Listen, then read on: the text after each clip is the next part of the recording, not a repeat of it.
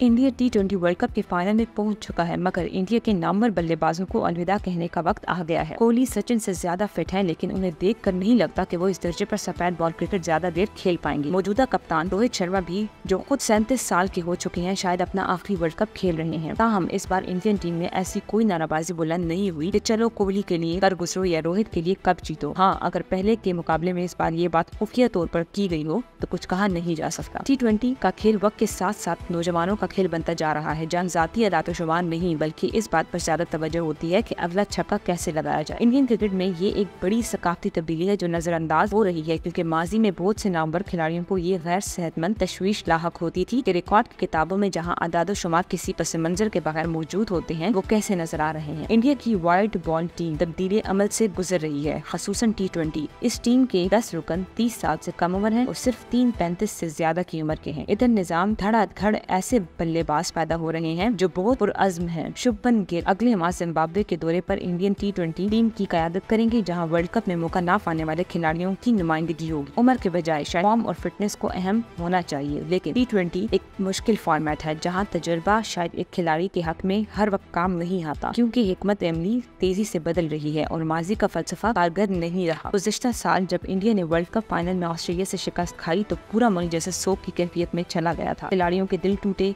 लेकिन शायद कोहली और रोहित ने ज्यादा किसी का दिल नहीं दुखा, क्योंकि दोनों ने टूर्नामेंट में बहुत अच्छा खेला और इंडिया फाइनल तक नाकाबिले तस्कीर रहा था और फिर वो नाकाम हुए और दोनों में से किसी को भी कंधों पर नहीं उठाया गया। वो दोनों ही जानते थे कि ऐसा मौका शायद फिर नहीं आएगा। इसीलिए इस वर्ल्ड कप में एक आखिरी मौका है, क्योंकि ना जाने क्यों कैरियर वर्ल्ड कप के ताज बिना अधूरे तस्वर किए जाते हैं। चाहे फॉर्मेट कोई भी हो, फतह तब्दीली के अमल का खुशकुन आगाज होती है।